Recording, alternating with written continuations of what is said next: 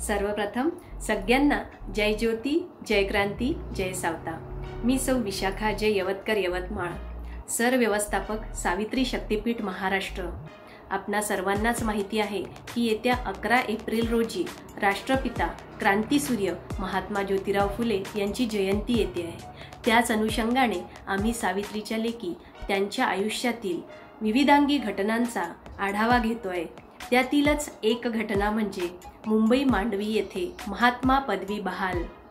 देशाची आर्थिक राजधानी मुंबई मांडवी कोळीवाडा येथे असलेल्या रघुनाथ महाराज सभागृहामध्ये झालेल्या कार्यक्रमात 11 मे 1888 रोजी ज्योतिराव फुलेंना महात्मा ही पदवी मुंबईतील बहुजन जनतेच्या वतीने बहाल करण्यात आली।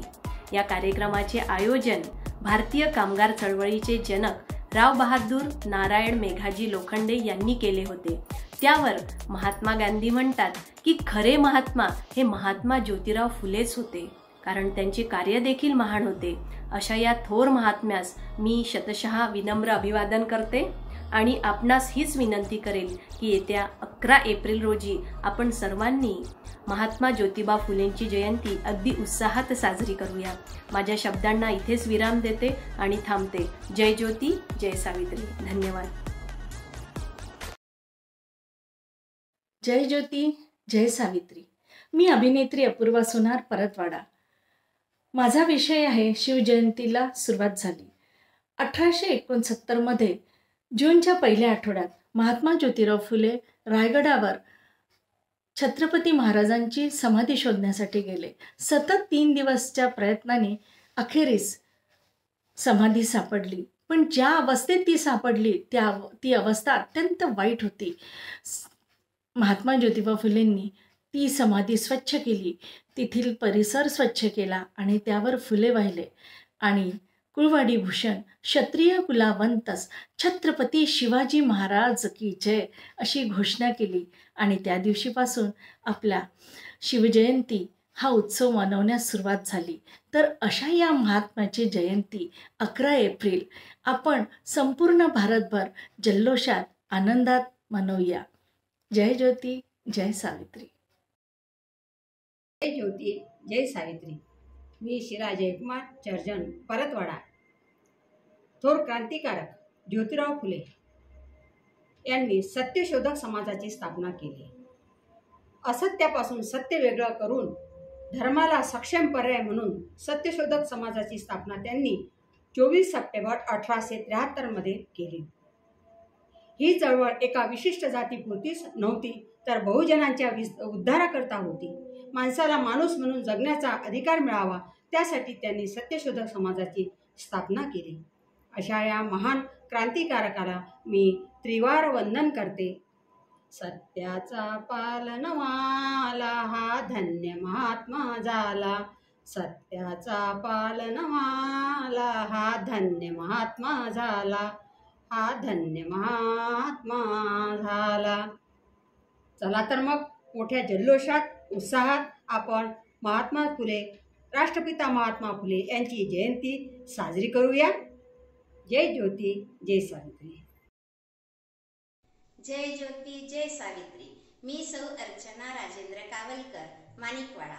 महात्मा फुलेंनी शूद्र अतिशूद्रांसाठी स्वतःच्या घरातील पाण्याचा हौद खुला केला। पुणे या समताभूमीतून पाण्यासारख्या जीवन आवश्यक विषयाला शूद्र अतिशूद्रांना वनवन करावे लागत असे। त्यांना पाणी मिळत नसे, म्हणून त्या काळी महात्मा फुले व सावित्रीबाई फुले यांनी 1868 साली स्वतःच्या घरातील हौद खुला करून देऊन शूद्रांना पाण्यासारख्या प्रश्नावर न्याय दिला। अशा थोर समाजसुधारक महात्मा फुले यांची जयंती 11 एप्रिलला येत आहे, तेव्हा आपण सर्व बहुजन समाजाने मोठ्या उत्साहात व थाटात साजरी करावी ही सदिच्छा।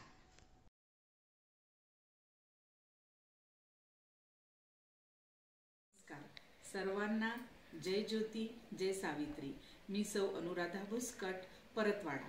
ब्रिटिशांनी शिक्षण कार्याबद्दल फुले दाम्पत्यांना सन्मानित केले। हो, 16 नोव्हेंबर 1852 रोजी ब्रिटिश शासनाच्या वतीने मेजर कँडी यांच्या अध्यक्षतेखाली पुण्याच्या विश्रामबाग वाड्यामध्ये फुले दाम्पत्यांना विशेष पुरस्काराने सन्मानित केले।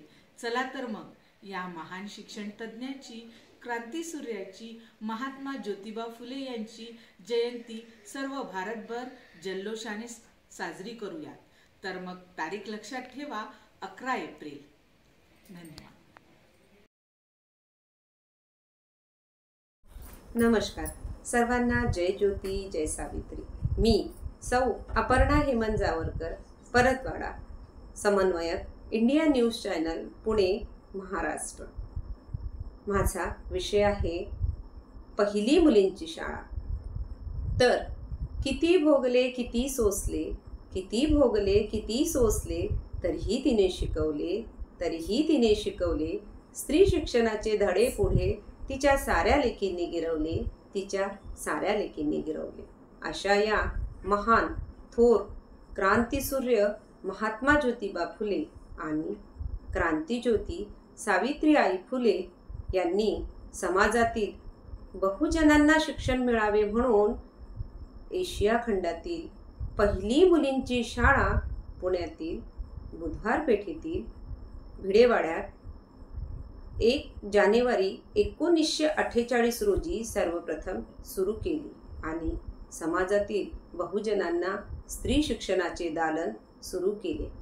अशा या महान थोर क्रांतीसूर्य शिक्षण तज्ज्ञांची जयंती आपण सर्वजण मिळून 11 एप्रिल रोजी आनंदात, जल्लोषात, उत्साहात भारत